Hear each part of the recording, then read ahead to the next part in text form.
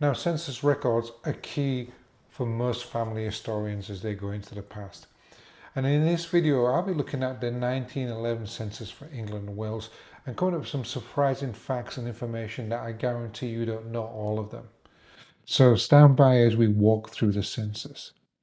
Now, unfortunately, census records, like a lot of things for genealogy, now cost a lot of money to look at.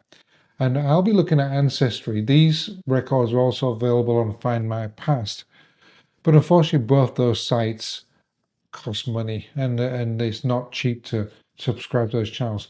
If you're just looking casually at the 1911 England census, we can see the transcription on Family Search for free. Now, as most genealogists know, it's better to look at the image, but access costs money. So anyway, let's start at a census of my family, and this is what we'll do to leverage forward. And this is Stephen Bousfield, which is my maternal line. And we say Stephen and his family here on the census. Now, this is Stephen's handwriting. We can see that every census has got different handwriting, and Stephen, Amelia, and family were here. Now, there's some surprising information on this census that we don't see in other ones. Well, let me just pop over to Family Search, and this is what you'd see if you was looking on Family Search. You'd see the actual transcription, but the image on Find My Past. So again, as a genealogist, we prefer images, but if I don't have the funds to go, these transcriptions are not always correct, but often they will back up some research. Anyway, so let's pop back to Stephen on Ancestry. Now, this was called a fertility census because for the first time, they asked how long a marriage had been in process, how many children had been born alive, how many were still living, and especially how many had died. Now, as a genealogist, this may give you certain clues because you may not be aware that children had died for the family because children often die very young. So that's something to take interest of. Now, here is the number of males, females, and people in the house.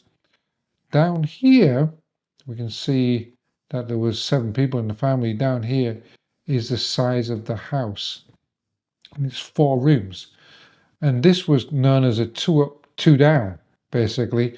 And it's not slum, but it's very working class. Most of them did have indoor plumbing. And it was very industrialized housing stock for workers in England. You'll see that in most big cities and small cities alike. Now, Stephen lived down Alcea Street, and some of the census records, you see this is blanked out a little bit. I can't read it, but if we just pop to the page behind it, we can see that here's the address, Alcea Street. So let's go back there. Now, this is what Alcea Street looked like in 1930. And you can see it's terraced housing, very working class, 2 up, 2 down. So imagine 7 people in 4 rooms. It's a bit of a cramp, to say the least. Now, also, what I'm looking at here, something surprising about this census is that Ancestry has the 4 main censuses for England, Wales, and the islands, but it also has summary books. And we can click over the summary book here, and we're going to do this from my links. We'll go to the summary book. And the summary book here, first of all, it's interesting that he was transcribed incorrectly. So when we're doing searching, obviously transcription is a big issue. He's been transcribed incorrectly. And here's the summary book here. And in England, they've just gone down each street to a house, who the head of the household is, and how many people in that house. So we can say here's Stephen Bousfield at number 72. Now, the key part of this and why you may be interested as a genealogist is you may be looking for your family and can't find them. And some of these houses are unoccupied. So if you thought your house was at 74 and are missing from the census, this just shows you the house was unoccupied. And we can also see that there were some shops. And as we go through the summary book, we'll probably see some industry here as well. We have private house, warehouses, joinery works. So looked at a summary book, it will give you some information. If I actually go right down to the beginning of a summary book, I hope you all know you can do this on Ancestry. Just go to page 1, and we can now find out a little bit about the census here, because this will describe the layout of the streets, so some description. So this census with a summary book gives you a lot more information about housing, what the housing looked like, what the streets were. So it's a very important census from that point of view. So we can see 4 rooms in Stephen. And we can also see the number of children and the number of people. Now also we can see the occupations here, the industry, whether the workers, where they were born, and infirmity. Now the interesting thing here as we look at the occupation is that, like the 1921 census, we see these codes written in green. And for the places, there's some red codes here, 430 and 00. Now these codes you can look up. Okay, let's jump over to 5 Mile Pass to look at the occupation codes and the birthplace codes. Now, you don't need a subscription to 5 Mile Pass to look at these different kinds of codes. And here are the occupation codes, and there's a lot of those. And the birthplace codes, there's almost 1,000 for almost every region around the world. So what would it look like for Stephen Bousfield and his family when we look at the code? So let me slip over here to the image here, and we can see that occupation codes 190 blacksmith strikers, 793, and they've got a different, she's got a dry soap packer, but it's covered by boilers and makers and a scholar here. And then London and Westmoreland. Hull wasn't coded for some reason, and it may well be because the enumerator knew this was a whole census and knew the codes. Now there's something also very interesting on the census, and let's look at the final block there, infirmity. Now that's something obviously we won't see today. And we have totally deaf, deaf and dumb, totally blind, lunatic, imbecile, or feeble-minded. And we'll see the census with these things written in here. Now, this is not a precise definition, and obviously the people filling the census were not doctors, so they had to go with their best guess what it meant. And I put on the screen here typically what it would mean in those times. So lunatic was somebody who episodic or temporary mental illness, and this is from lunar cycles, right? So lunatic, lunar, that's where that came from. An imbecile was somebody with permanent mental deficiency, so somebody with Alzheimer's or anything like that, and or a moderate impairment of learning in children. So somebody who was an imbecile would need special care. And then feeble-minded was somebody who was mentally impaired but had the capacity to live on their own or live with a family, didn't need to be in an institution. So watch out for these. We'll see them all over the place, but they are very interesting. So let's go back to the census and see what else we can find from the census itself. So let me go back to my links here, and the next thing we'll look at is the military. So the military is included in the census, but it's very difficult to find. So let me link over here and show you a military census. And it's slightly different from a normal census. Now, looking at the census here, it's not obvious that there's military in here anywhere. But what we need to do is go by county. And if we look down here, buried in the county is military, and also buried down here is Royal Navy.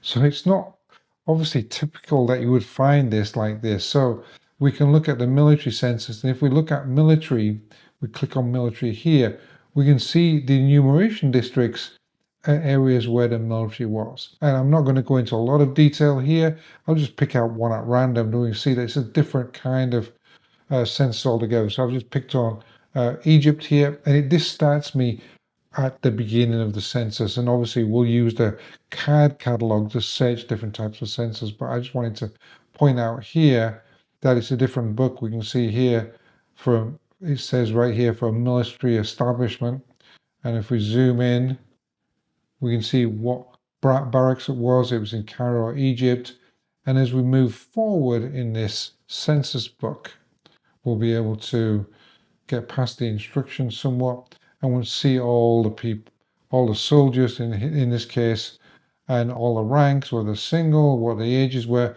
and this was the 21st Lancers by the looks of this. And so again, military slightly different. We can see here military all here, but again, the secret here is we need to find a county. And if you say, hey John, how do we actually search using the CAD catalog? Where it says any event, location, right, military in here, and we'll be able to get the military. Now ignore all these things that come up. Just ignore this completely. Let me try and find somebody who's in the military really quickly.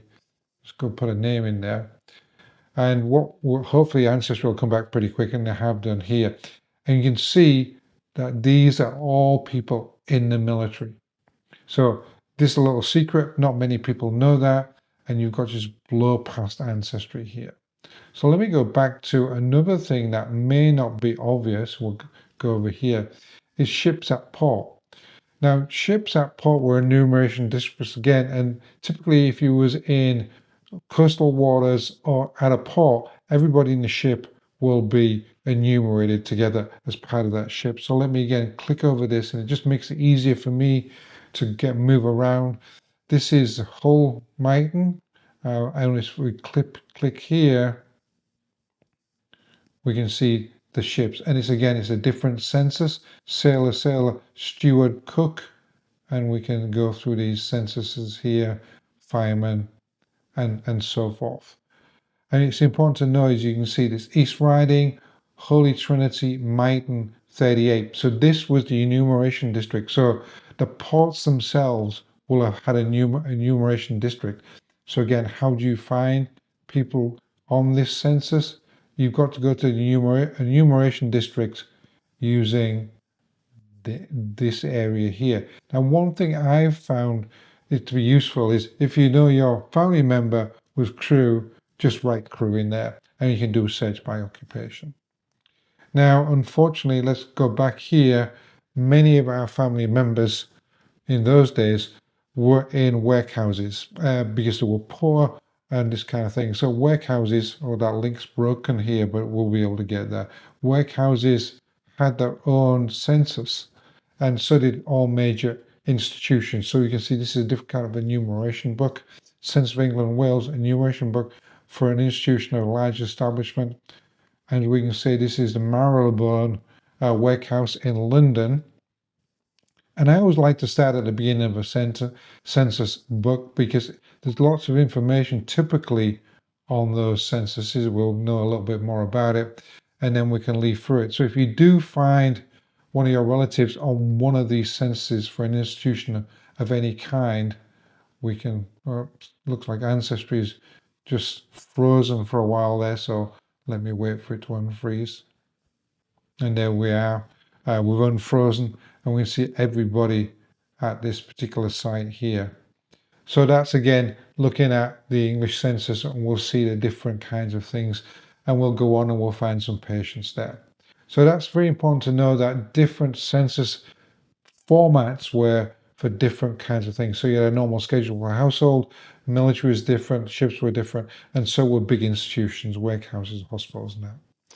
Now, one of the major things going on, and one of the things I find fascinating, is at this time the suffragette movement in England was really pushing for votes for women. It's incredible that such a short time ago, just barely over 100 years ago, women did not have a vote at all here.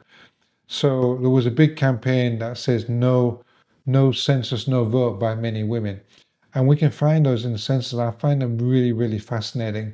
So let me move over to some of my images I have here. And we can find this by putting suffragette in the keyword. So we can see here in this one here, information obtained from a neighbor from next door. No vote, no census, and she signed it that way. And let's look at, I've got a few examples here. No vote, no census. I have conscientiously objected to fulfilling citizen's duty until I'm recognized as a citizen. This is all very fascinating. Information refused. suffragette, see previous schedule, particulars not known. So we can go through this. It's very interesting that this was happening. So if you had a female relative that is missing, perhaps she was a suffragette.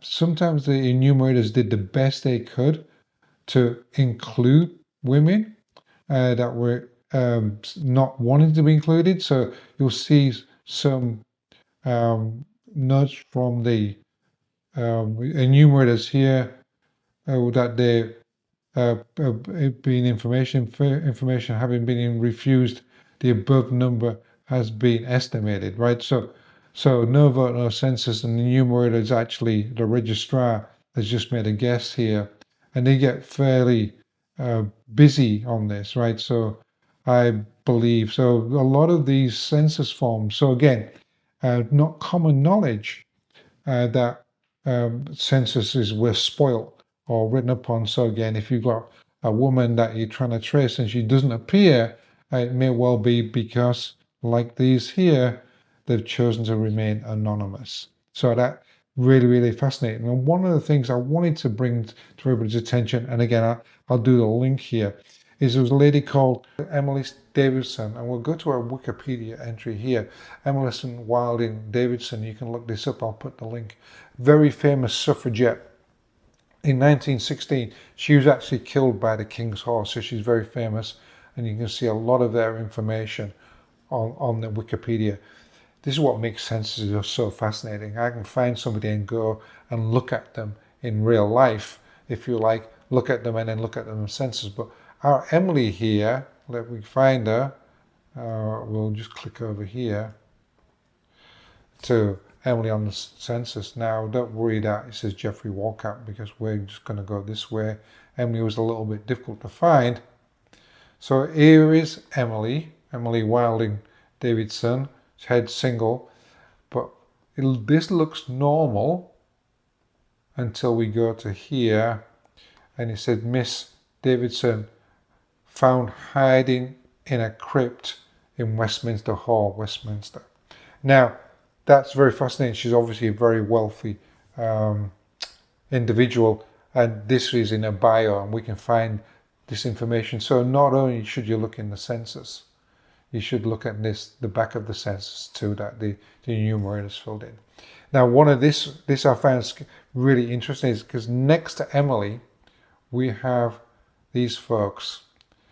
And these folks here, these men, typically, all these single men, we can see that there were types of farm labourers and carriers and hawker. These are kind of beggar, I guess.